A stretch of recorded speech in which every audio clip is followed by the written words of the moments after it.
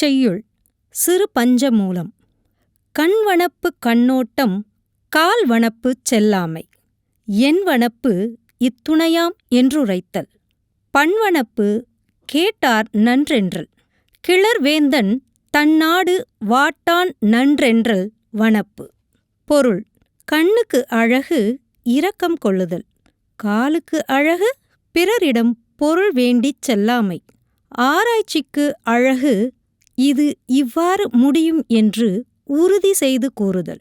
இசைக்கு அழகு அதனை கேட்போர் நன்று என சொல்லுதல். நாட்டு மக்களை வருத்தப்படாமல் ஆட்சி செய்வது அரசனுக்கு அழகு.